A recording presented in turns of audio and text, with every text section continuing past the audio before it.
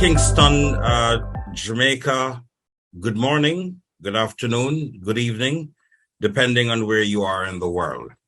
Welcome to the third AI4IA Artificial Intelligence for Information Accessibility Conference in observation of the International Day for Universal Access to Information.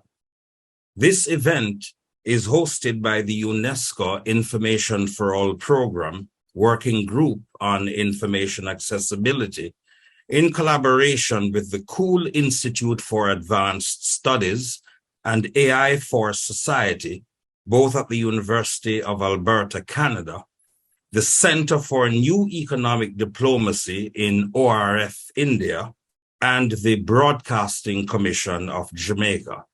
It is being organized under the auspices of the UNESCO Cluster Office for the Caribbean, Kingston, Jamaica, and the UNESCO Regional Office for Southern Africa in Zimbabwe. My name is Cordell Green, Executive Director of the Broadcasting Commission of Jamaica and Chair of the UNESCO IFAP Working Group on Information Accessibility.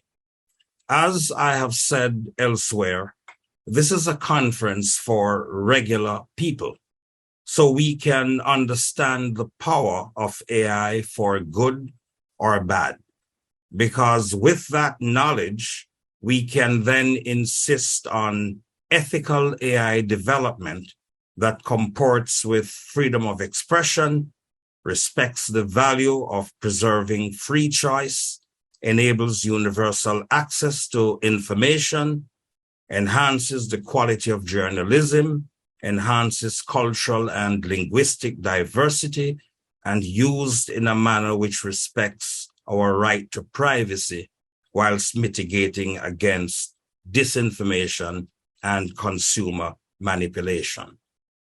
But none of this will happen in an environment of low levels of digital literacy, information inequity, and a huge divide between digital elites and ordinary people. This is the context which motivates today's gathering. With those much too long remarks, and without further ado, I am pleased to introduce the newly appointed director of the UNESCO Cluster Office for the Caribbean to make her remarks. Dr. Anna Poellini is UNESCO's representative for Antigua and Barbuda, Bahamas, Barbados, Belize, Dominica, Grenada, Guyana, Jamaica, St. Kitts and Nevis, St. Lucia, St. Vincent and the Grenadines, Suriname, Trinidad and Tobago, as well as the associate member states of Anguilla, Aruba, British Virgin Islands, Cayman Islands, Curacao, Montserrat, and St. Martin. So much more could be said about her. You can read her bio on the conference website. Director Poellini, the floor is yours. Thank you very much for the very kind introductions, and it's my pleasure to be here this morning. So, Mr. Dorothy Gordon, the chair of the UNESCO Intergovernmental Information for All program, also called IFAP, and Mr. Cordell Green, vice chair of the UNESCO IFA and chair of the Working Group of Information Accessibility. I also salute my colleague, Alamin Yusuf, the regional coordinator for communication and information, that is speaking this morning on behalf of my colleague, Lydia Brito, the director of the UNESCO Regional Office for Southern Africa. So dear colleagues, distinguished international experts and panelists, ladies and gentlemen, well, good afternoon and good morning from here, from Jamaica. I'm really pleased this morning to welcome you to this third Artificial Intelligence for Information and Accessibility Conference. Organized by IFA, and we have learned from so many other associated partners, and in collaboration with the Regional Office for Southern Africa and the Office for the Caribbean.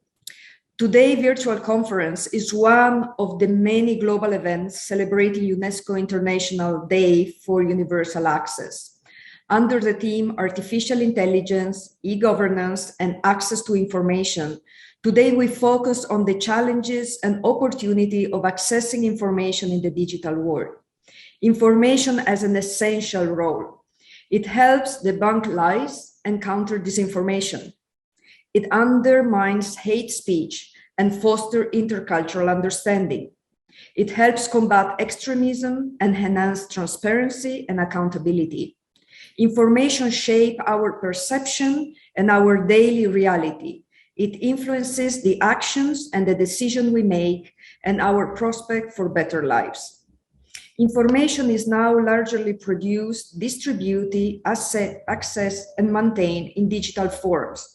So the internet and digital platform have a crucial role in creating an enabling environment for the right to access information. However, the information to play is an instrumental role in human development. All people must have equal access to the relevant skills to use it.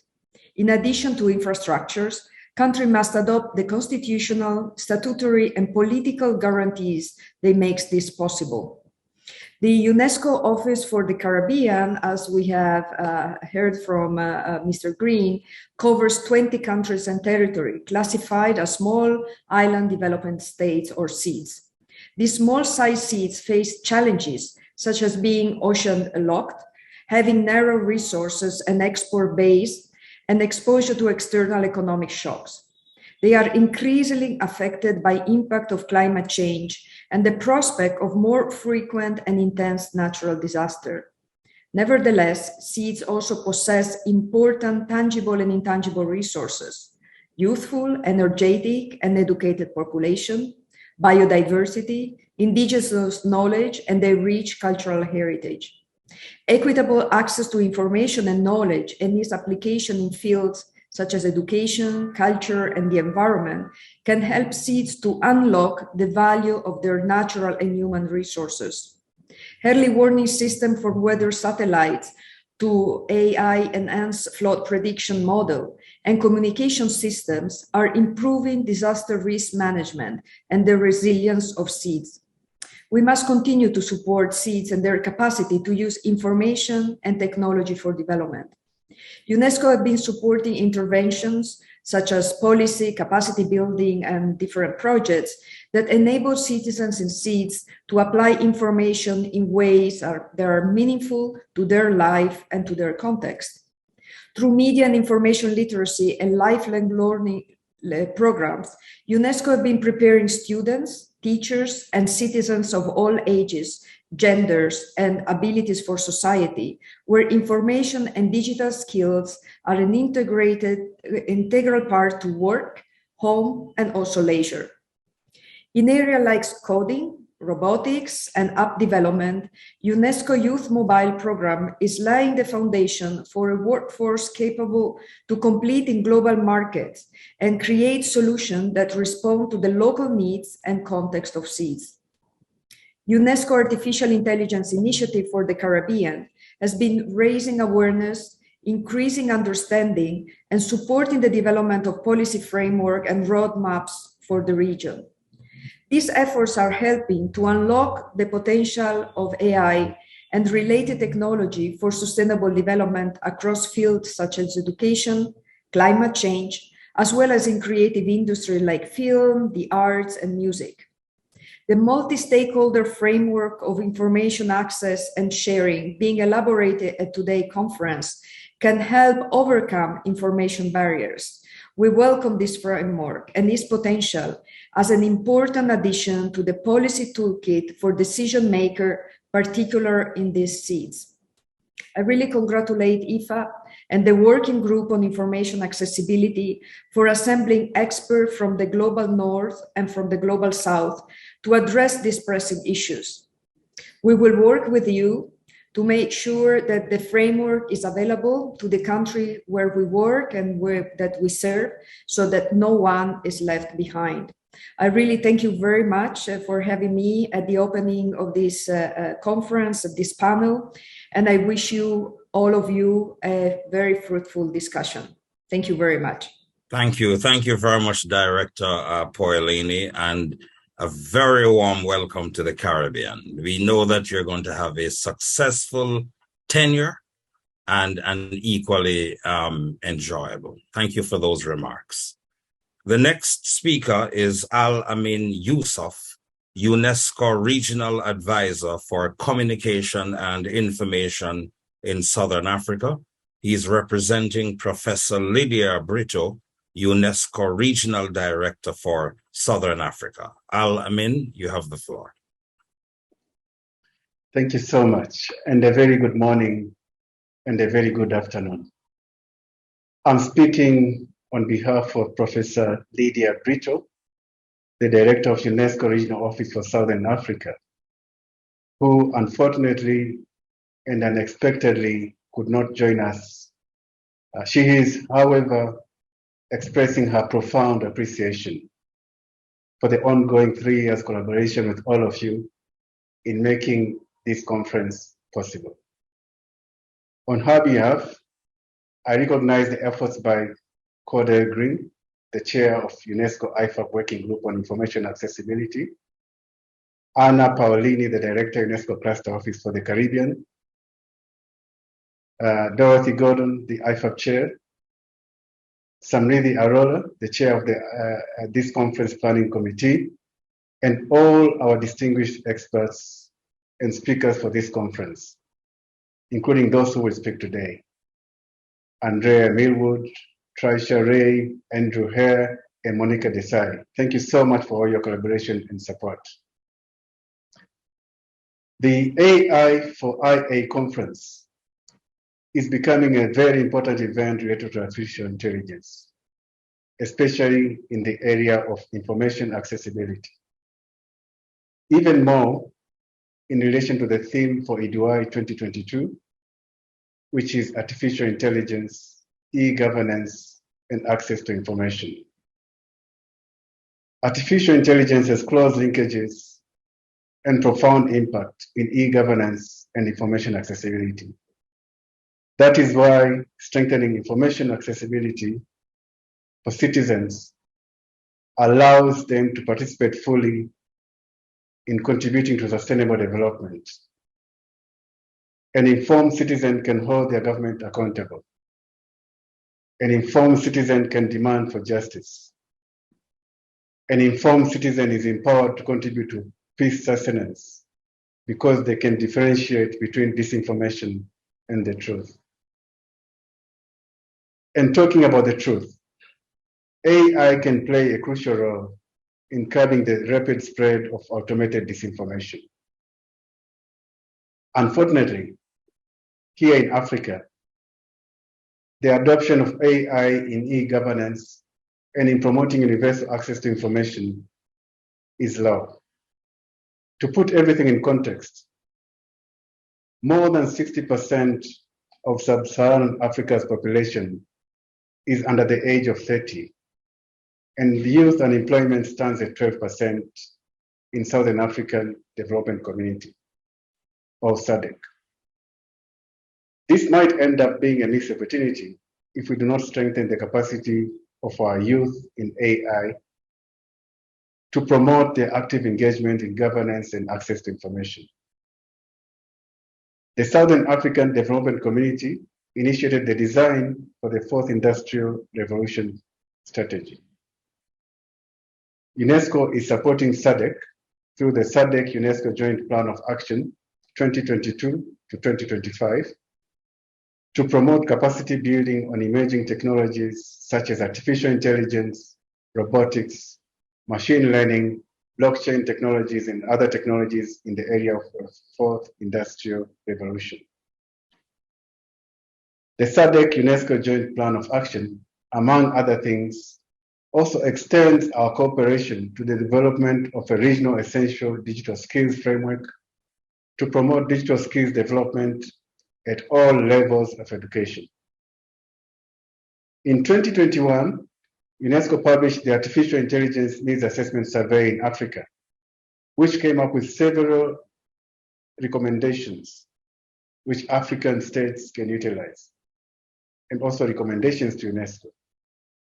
Some of the key recommendations include the need to strengthen policy initiatives for AI governance, fostering of legal and regulatory frameworks for AI governance, and enhancing capacities for AI governance. The survey also highlighted several priorities by the UNESCO member states, which among others includes updating education skills and training systems to strengthen human institutional capacities for the development and the implication of AI for cultural diversity and the need to addressing gender biases in the development and use of AI systems. In the same year, in 2021, our office here in Harare led the Africa Forum consultations, which led to the Windhoek Declaration Plus 30. The declaration is a result of the World Press Freedom Conference hosted by the Namibian government in collaboration with UNESCO. The declaration observed the need for the transparency of internet platforms because of the enormous role played by the digital transformation and internet and digital platforms in facilitating the sharing of knowledge and information, including for vulnerable marginalized groups, independent journalists, and human rights organizations. The declaration also called for the reinforcement of cooperation with governments and civil society organizations in order to safeguard and enhance guarantees for the full exercise of the right to information and freedom of expression, both online and offline, laying focus on the strengthening media freedom, pluralism, and independence, as well as media viability and media and information literacy. In November 2021, the Namibian government, once again, in collaboration with UNESCO, hosted the Ministers of ICT Forum. That forum reiterated on the importance of multi-stakeholder approaches in AI governance. And this month, in September 2022, UNESCO Regional Office for Southern Africa published the AI Landscape Survey on AI policies and use in Southern Africa. The survey reviews the existing landscape of AI readiness and use in 9 countries in Southern Africa. Actually, we are going to have one of the speakers and experts speaking about this in this very conference. In addition, in the same month of September 2022, UNESCO, in collaboration with the government of Namibia, organized the UNESCO Southern Africa Sub-Regional Forum on Artificial Intelligence under the theme Towards a Sustainable Development Oriented and Ethical Use of Artificial Intelligence. UNESCO Regional Office for Southern Africa, in collaboration with our experts from the region, many of whom are going to participate in this conference. They also participated in all the other initiatives which I've just mentioned. We are very much pleased to be actively involved and to contribute to the 2022 AI4IA conference. Thanks so much to the organizing committee led by Cordelia Green and your team. Thanks to the UNESCO office in Kingston for the ongoing collaboration to support the AI4IA conference. Thanks to each one of you for your attention and for your unwavering contributions. We look forward to working with you in the next year's AI4IA conference. Thank you so much. And warm regards from Southern Africa. Thank you. Thank you very much, Al Amin, and convey our regards to Professor Brito. We are very grateful to you and the Southern Africa office for your support over the past 3 years. Now, ladies and gentlemen, I turn to, in a sense, the lady behind this all, the illustrious chair of UNESCO's Information for All program, Dorothy Gordon, who hardly needs an introduction. And one time we thought she was in Ghana, and then we hear she might be on the southern coast of the United States. Good morning, Madam Chair. I give you the floor. I want to welcome everyone of the AI4IA conference and to congratulate all the organizers, the IFAP Working Group on Information Access, as well as all their partners from America. And I want to thank Anna Paulini for these issues we are really at what artificial intelligence and information access means for the citizen are really at the heart of IFAP's mandate in terms of encouraging better policy that will help us have a more inclusive and resilient knowledge society. Our apologies to the IFAP chair. We will try to take her remarks later in this program, if we can. But we thank Dorothy Gordon for joining us. We know she's in transit, traveling, and her bandwidth is definitely posing some challenges there. We will try to make a connection on a better link. So let us move to the other segment of this morning's program. Leading up to today's conference, the Policy and Regulatory Group within the IFAP Working Group on Information Accessibility prepared a framework to enhance opportunities for improved information sharing and also knowledge in the information economy and society. I now turn over to the convener of that Policy and Regulatory Working Group to give an overview of the framework and then to moderate a panel discussion. I should say that Andrea Millwood Hargrave is an international expert on communications and regulatory policy and is also a former director of the International Institute for Communication. So we go to the UK and we welcome Andrea Millwood Hargrave. Thank you very much indeed, Cordell.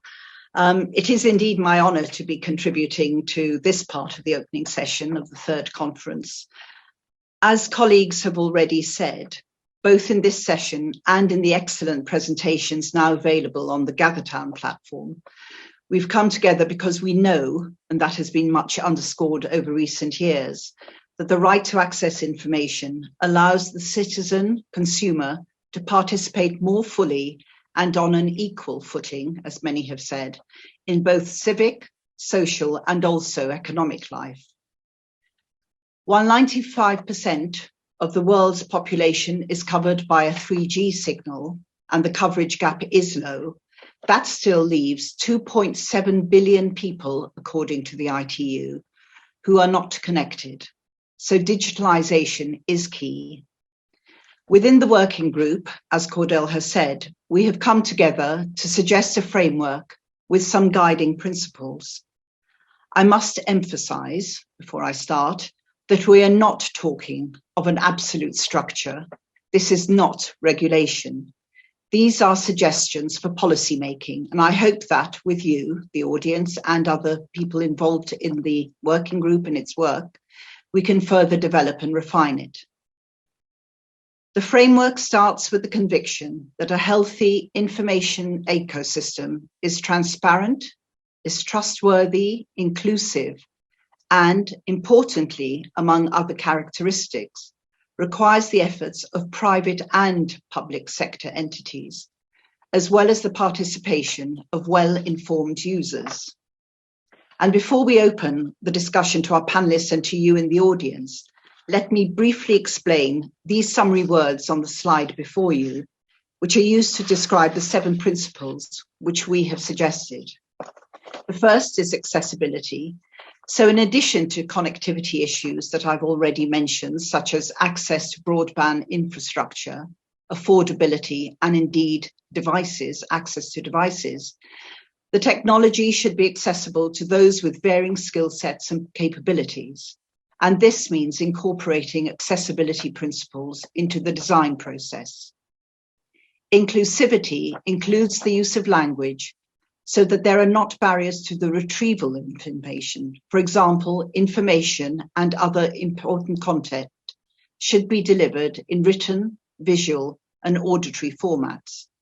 But there are also other forms of access which should not exclude, and these might be paywalls or very onerous identification requirements, which might not be universally available.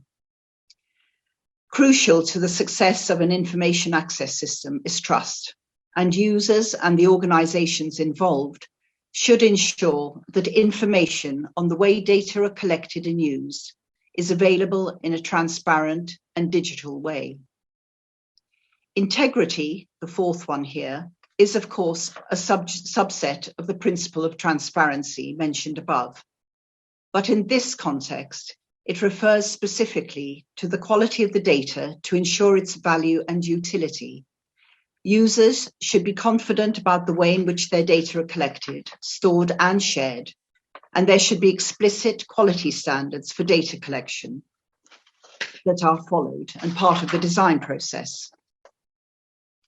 Legal conformity is quite important, as you would appreciate, and arrangements for access to information should respect the legal rights and legitimate interests of all stakeholders. That is, information should only be used for the express purpose for which it is collected. One of the goals of promoting information access and sharing is to improve the efficiency of disseminating critical information. During the height of the pandemic, data was shared between researchers, governments, health authorities, and other interested parties, both rapidly and efficiently. And the final principle mentioned here is flexibility. We know well that users use technologies in ways that had not been predicted. And many, if not all of us, had to switch our ways of working, communicating, and indeed behavior because of the unforeseen effects of the COVID-19 pandemic. Again, the design process needs to be built for such adaptability without being open to misuse. So as I have said, this is a work in progress, but it has been carefully considered across the working group. And it's now my pleasure to hand over to my colleagues, who will each make a brief statement on the development of the framework and its elements before we open the discussion further. What I'd like to do before we do move on is introduce first Tricia Ray to speak for us. Tricia, over to you. Thank you so much, Andrea. So I'll focus my comments mostly on how we're also linking these principles. They're not just existing in a vacuum. We're linking them to existing efforts, whether those be in the form of the Sustainable Development Goals or the IFAP's growing body of work on what information accessibility encompasses. So information access is fundamental to the achievement of the Sustainable Development Goals. And this has come through in the themes of this conference as well. The tools and the technologies that we build to solve for social, economic, and other systemic challenges cannot simply be imposed without considering the people who will use these tools and the contexts they will be used in. As an analogy, we can take the example of self-driving cars, for example. If you've trained your computer vision algorithms on road traffic data sets in London, how do you think it would fare in, say, the roads of New Delhi or Lagos? Not very well, because the road conditions, the kind of traffic on these in these two different contexts are obviously not the same.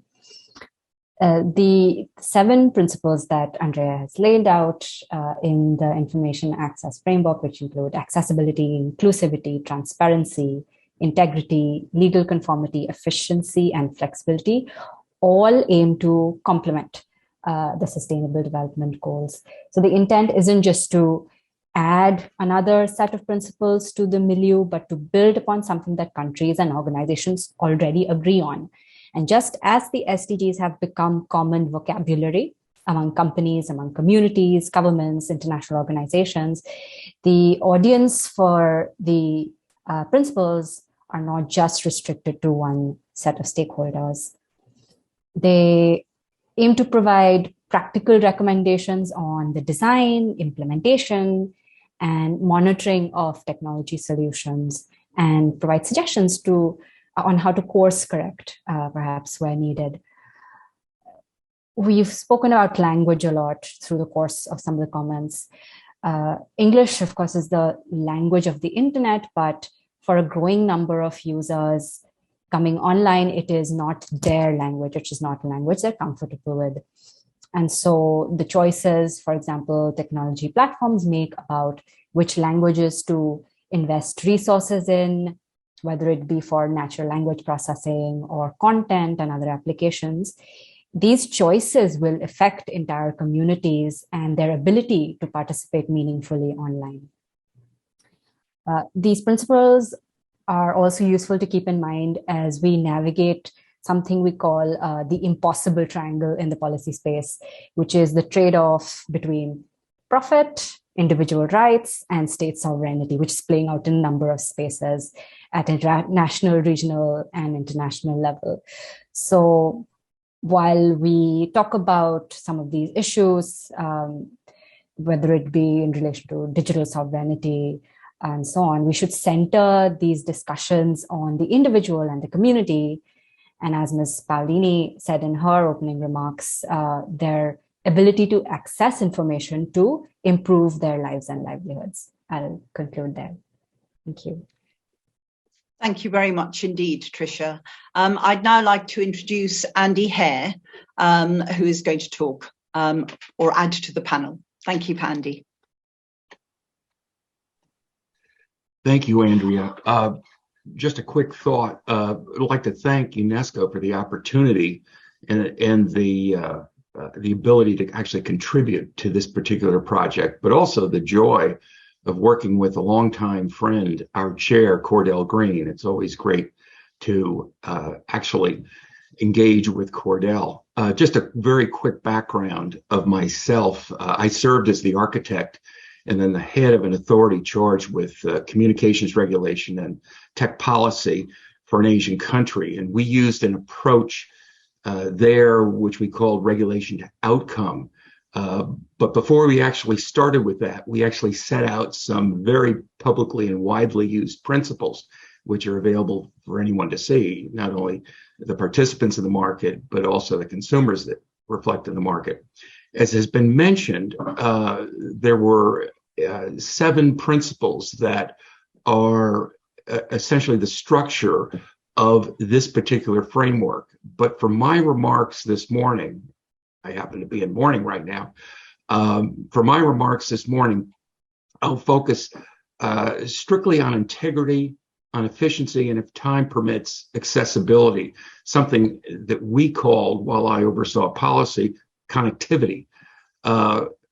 First, when we look at integrity and how it relates to information access, I think we can't lose sight of the fact that it's two directional in terms of information that we seek to receive, but also information that we are willing to give.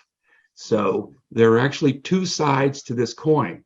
So not only are we a consumer of information, but we're also the product of information.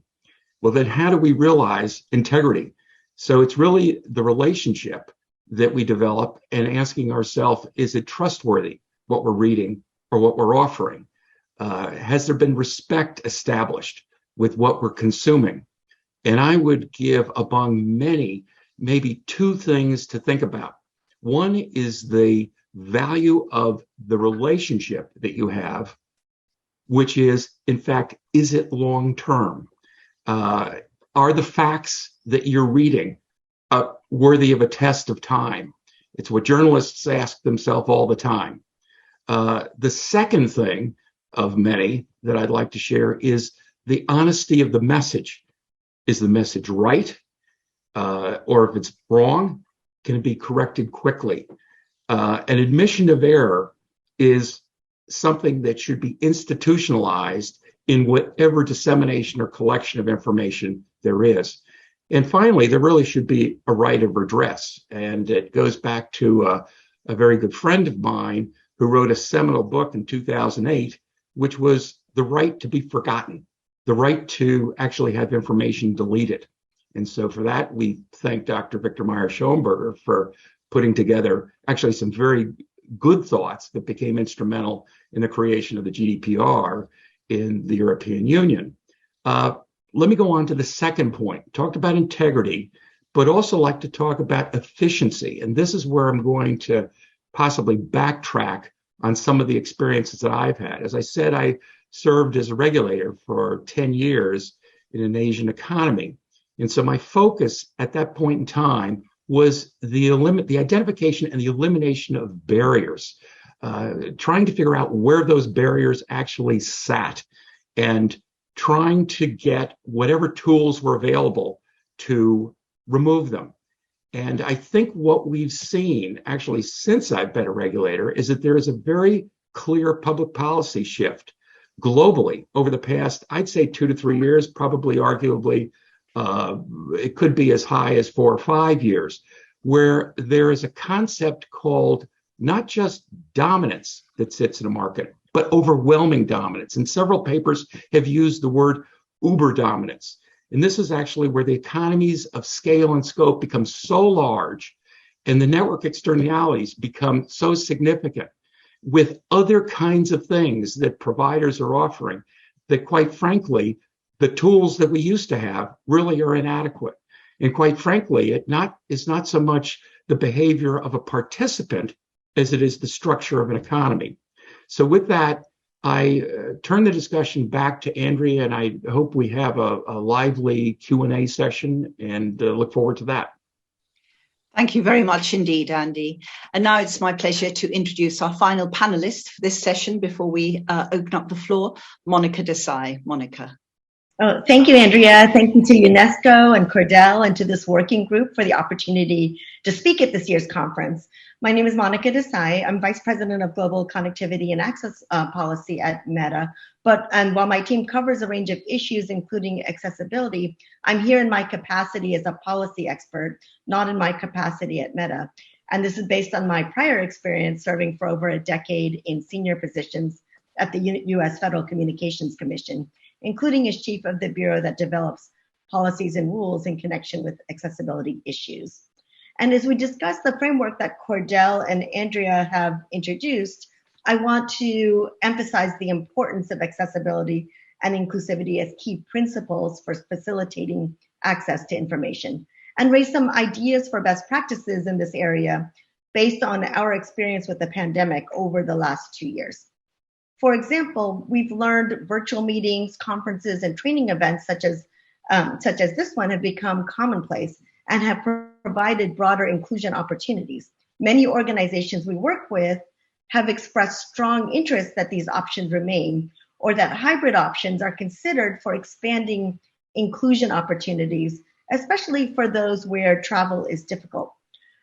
For such online platforms used for this type of conference and similar trainings and meetings, there should be captioning feature availability, and features such as pinning, spotlighting, ability to move tiles, etc., because these types of features can be very helpful when working with interpreters when interpreters are needed. Normalizing telework has brought tremendous inclusion opportunity, and I think we will see that more and more normalized. For companies, best practices include creating a centralized accessibility team that can provide support for including making sure tools, technologies, metrics, and other support is available to advance accessibility work throughout the organization. It's always been important to incorporate accessibility into the design process, including designing for compatibility with assistive technologies such as screen readers. This remains true as new technologies emerge, and I want to give a shout out to the XR Association, which is actively considering how the next generation of computing technology and AR, VR platforms and immersive platforms will be built accessible and is developing guidelines for developers to make sure that is the case. One best practice that we've seen to be important is to be able to share technical recommendations for developers to create accessible apps and have accessible settings introduced into new products. Organizations representing people with disabilities should be consulted and be a part of the process. It's also critical to consider availability and affordability of the internet as foundational to access. And so I'll wrap up by just briefly mentioning a number of ways that governments and private entities can help address these types of barriers to connectivity, to the availability and affordability aspect. For example, in the United States, the government has implemented programs designed to encourage investment in broadband infrastructure, as well as to help subsidize the cost of internet for lower income individuals.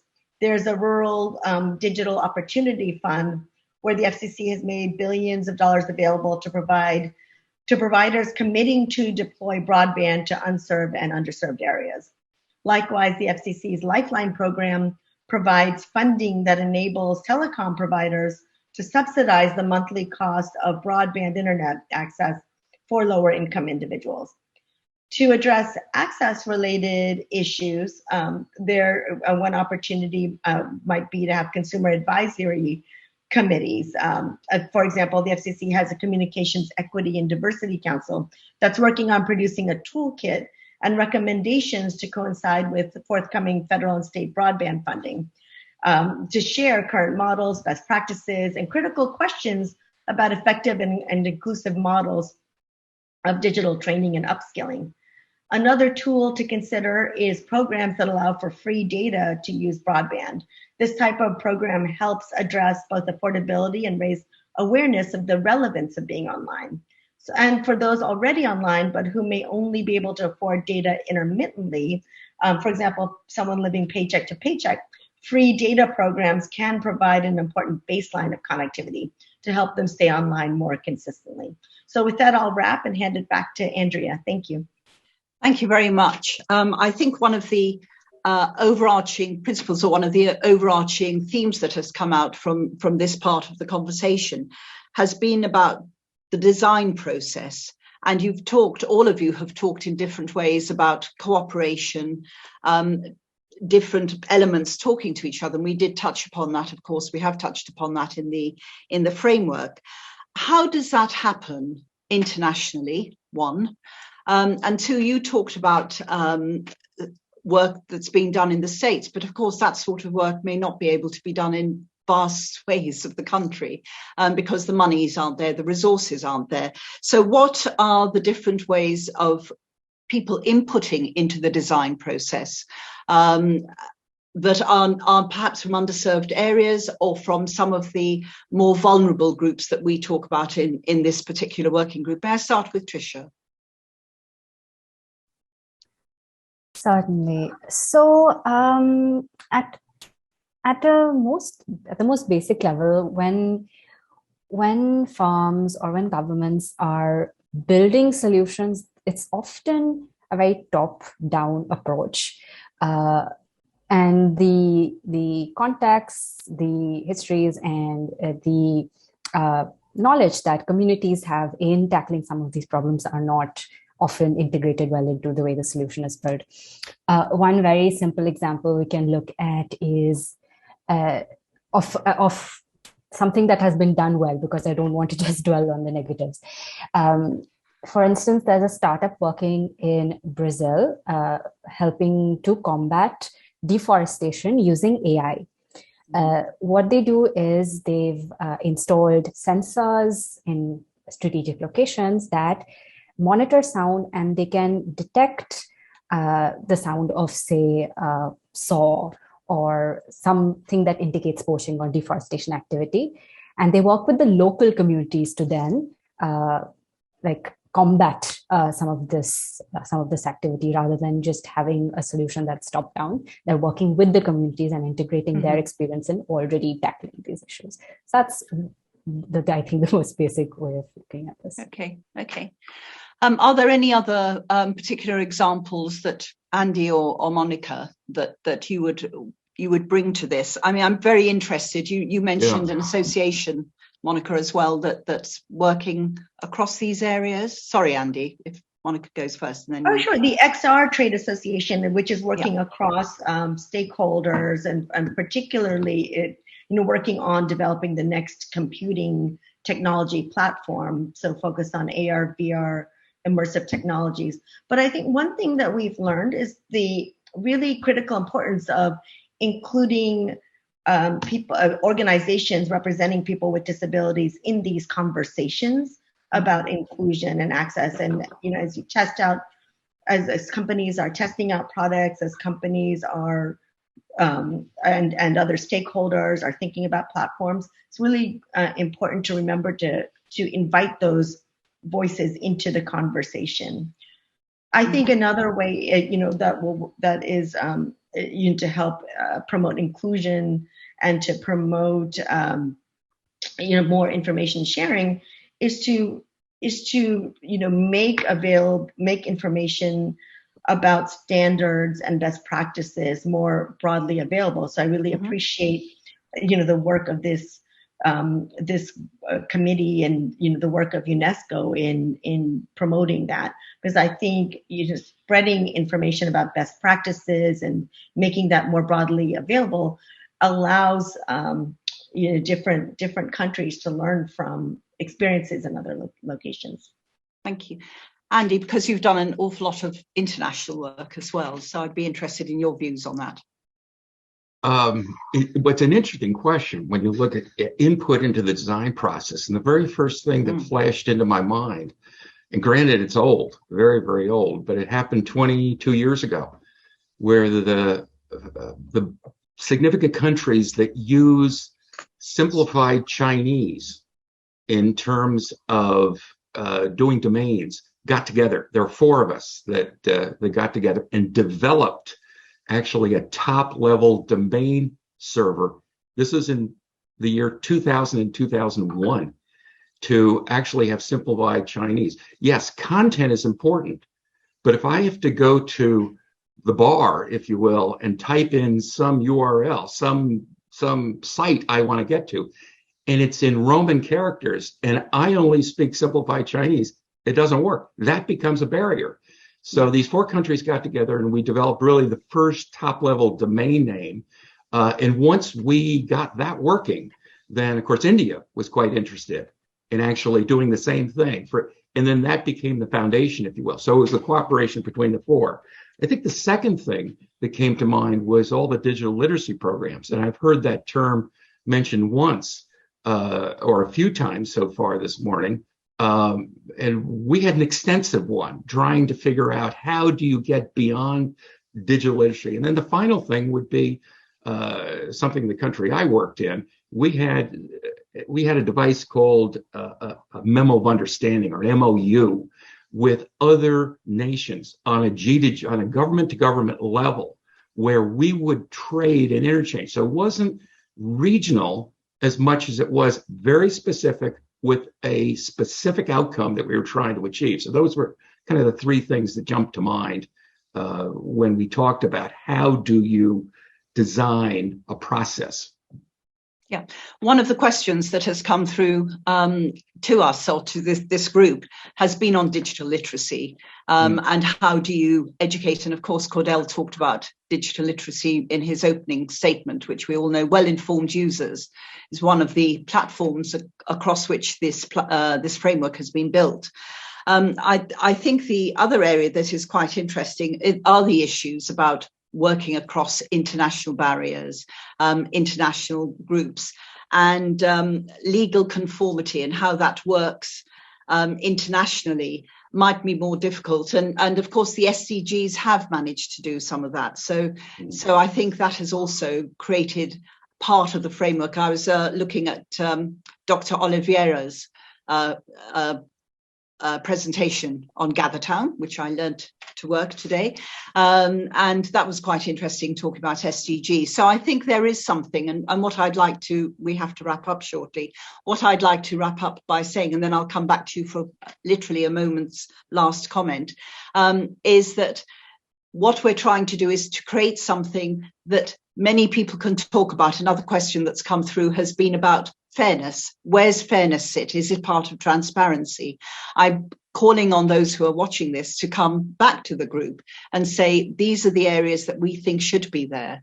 And I understand, and maybe Cordell or Samruddhi can tell us, that there will be an opportunity to input further into the work of this group. So I'll start with you, Monica. I'll go backwards and put Andy in the middle again, just for a closing comment. You know, as I alluded to in my opening remarks, this is really a multifaceted issue, particularly at a time when so much critical information is accessed digitally over the internet. So I am excited to see what people input into this process and what we learn from folks who are watching this and, you know, have information to share. You know, obviously people need reliable broadband, which means continuing to deploy required infrastructure. And where broadband is already available, digital literacy training, as Andy mentioned, and innovative offerings like free data used for broadband can really help individuals understand the importance of broadband and also to afford that necessary access. So as we move into the next era of computational platforms, you know, we have to be as vigilant as ever. So look forward to continuing the work of this group. Thank you. Thank you, Monica. Andy? Just a quick closing comment, just something I learned as being a regulator, and that is that really one person's choice is another person's control. So the point being is that oftentimes we have a tendency to look at two sides to an issue, and I never ever, while I oversaw the policy side in the country I worked in, I never looked at an issue as just having two sides. And if I could leave you with a comment, many policy issues have literally 5, 6, 7 sides. And the point is, dig down deeply enough into them and understand them all, because you don't want to do too much on one thing and create a problem. You know, the old waterbed treatment where pushing down creates a rise up on the other side. So with that, look widely and broadly. Thank you, Tricia. I'll just re-emphasize a point which you mentioned as part of the explainer on the principles, which is onerous barriers when you're trying to access information. So something as simple as in India, and I'm sure in other countries as well, if you want to authenticate a transaction or something, you get something called a one-time password. Which of course requires possessing a phone, which not everybody has. So that's a very simple access barrier. ID requirements to access certain databases, again,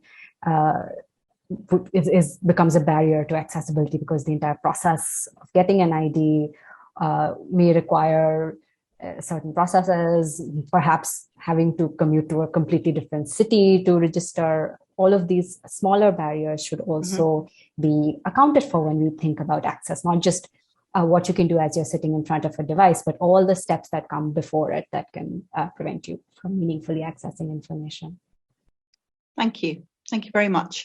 Cordell, I'd like to hand over to you, but first I'd like to say thank you very much to my panelists and the committee that's been working on the framework. It's been a lot of work and it's been great fun doing it. Thank you. Cordell. Thanks, yes, Andrea. and thank you very much, Andrea, and thank you to this very hard-working team. As you said, we're giving people an opportunity to engage in this process. Samruddhi will reiterate this. The email address to contact us is AI4IA conference@gmail.com. We will share the framework with all the participants this morning. My takeaway is Monica Desai's comment about emphasizing inclusivity and focus particularly on persons with disabilities. Dr. Kobe Lyons of Australia, one of the speakers when we go over to Gathertown, in her presentation, I found a kernel of truth in the statement that there is no disability when there is access. Accessibility eviscerates disability. It's something to think about when we talk about inclusivity. So thank you all very much for the work that you have done. It's a pleasure having you as part of the working group, and that you have paid attention to this specific key policy and regulatory issue. And now it is my pleasure to hop over again to India. Trisha is there, but also Samriddhi Arora, distinguished Supreme Court advocate in India and chair of the AI4IA Planning Committee. I invite Samriddhi to close this opening session before we hop over to GatherTown. The floor is yours, Samriddhi. Thank you, Cordell. Ladies and gentlemen, we invite you to join us in GatherTown to view presentations from more than 40 expert speakers from across the globe, together with live salon discussions. The GatherTown platform allows you to visit the pavilion of your choice and view the videos by pressing the X button on your keyboard. A link to the GatherTown platform is available in the chat. Please allow me to convey extreme gratitude to the eminent speakers in this opening session.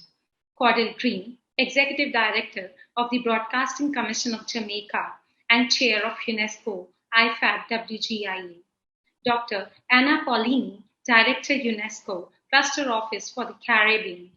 Al-Amin Yousaf, representing the Director for the UNESCO Southern Africa Office.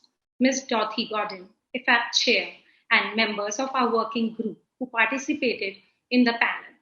Thank you to our technical support team and volunteers, especially Janine Sale and the team from Marketing Plus, Sasha Harrison and the team from Broadcasting Commission of Jamaica, Dr. Nicolas Arnes and the team from University of Alberta. A very special thank you to the members of the Planning Committee, which I had the distinct pleasure of chairing, Dr. Jeffrey Rockwell and Nicolas Arnes, representing the Kuehl Institute and AI4 Society, both at University of Alberta. Ayushi Khemka, PhD student at the University of Alberta, and the team from Carnegie Council who managed the AI4IA podcasts. Monica Desai, Global Head, Connectivity and Access Policy, Meta. Sonia Mugdedkar, CRTC Canada. Trisha Ray, ORF India. Maria Dolores Souza, Chile. Andrea Millwood, Hargrave, UK. Andrew J. Hare, USA. David Suter, Jamaica. And Cordell Green, our working group chairman. They all constantly dedicated precious time and effort to make this conference possible. Last but not least, your opinion is precious to us, and we would love to hear your ideas on how we can improve the AI4IA experience for you. Please feel free to drop us your feedback at ai4iaconference@gmail.com. And now, it is a time for us to gather on GatherTown platform by using the link in the chat. Thank you.